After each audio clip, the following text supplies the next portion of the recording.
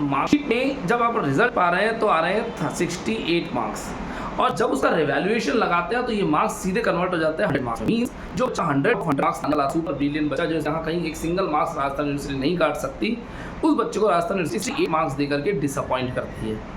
Another case, दूसरे के यहाँ स्टूडेंट्स इजीली 80 मार्क्स लाने वाला बच्चा है, जहाँ से और बाकी के 5 सब्जेक्ट में 80 के आसपास 75, 70, 80 और मार्क्स है, वहाँ पर उसके एक सिंगल सब्जेक्ट में 28 मार्क्स ला करके उसे बैक देने की कोशिश की जाती है। क्या स्कैम चल रहा है राजस्थान यूनिवर्सिटी में? क्या यूनिवर्सिटी किसी भी बच्चे को मार्क्स देना नहीं चाहती? ऑलरेडी अपना स्तर, अपना स्टेटस डाउन पे डाउन करे जा रही है। क्या ऐसी स्थिति में राजस्थान यूनिवर्सिटी के मार्क्स बढ़ने के बच्चों को कुछ करना चाहिए? क्या दोषी है? कॉलेज दोषी है? दोषी है? बच्चा दोषी है? Who is responsible for it? क्या राजस्थान यूनिवर्सिटी ने क्या करा? बच्चे के मार्क्स को एक से डाउन पे ला करके और बता दिए, लो बच्चों ले जाओ ये मार्क्स। हम कुछ कर सकते हैं? कुछ नहीं है। जो मार्क्स आ गई उसे एक्सेप्ट करना पड़ेगा हमें, हम कुछ नहीं कर सकते। क्यों किया ऐसा? ताकि आप बैक का फॉर्म फिलअप करें, ताकि आप सप्लीमेंट का फॉर्म करें, ताकि रिवैल्यूएशन का फॉर्म करें। उनकी फीस को बढ़ाए जा रहे हैं। रिवैल्यूएशन फीस कंटिन्यू इंक्रीज करना और बैक के पेपर, एलिमेंट्री के पेपर की फीस 5000 रुपये तक चार्ज करना एक पेपर के लिए। राजस्थान यूनिवर्सिटी ने एक धंधा बनाया, और फिर जब वैल्यूएशन का फॉर्म भर देता, बच्चा का फॉर्म भर देता, दोनों फॉर्म भर गए, अब रिवैल्यूएशन का रिजल्ट आएगा, बोले पास हो गए तुम्हारा पेपर क्लियर हो गया, तुम्हारे मार्क्स इंक्रीज हो गए। इतना बड़ा मिस्टेक इस लेवल में, यूनिवर्सिटी लेवल में A+ कैटेगरी की यूनिवर्सिटी बोलते हैं, जिससे कि जहाँ पे ऑलरेडी पहले सेमेस्टर सिस्टम ला करके पूरे सिलेबस की वॉट लगाई गई, सिलेबस को डाउन किया गया, बच्चा आज पढ़ने में इंटरेस्टेड ही नहीं है, वैल्यू कंटिन्यू गिराते, फिर साथ ही साथ इस तरह की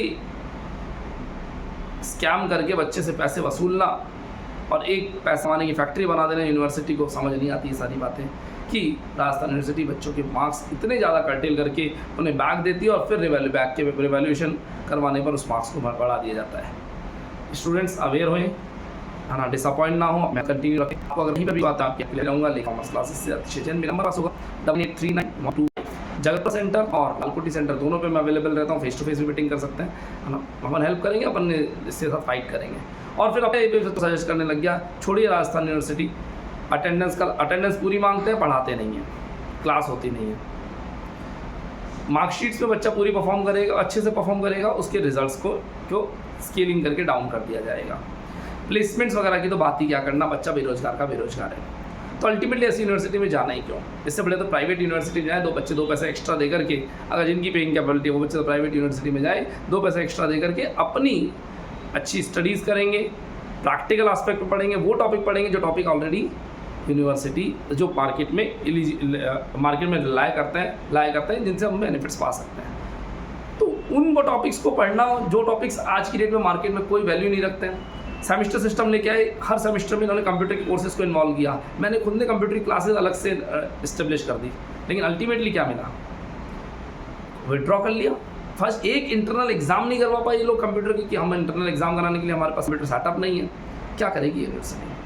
वो कट कोर्स को अच्छा करना, सिलेबसेस को अच्छा करना, कोर्सेज को बहुत बढ़ाना, बच्चों के लिए प्लेसमेंट ड्राइव करवाना, प्रैक्टिकल आस्पेक्ट की चीज़ें अवेलेबल कराना, कुछ नहीं कर सकते ये लोग।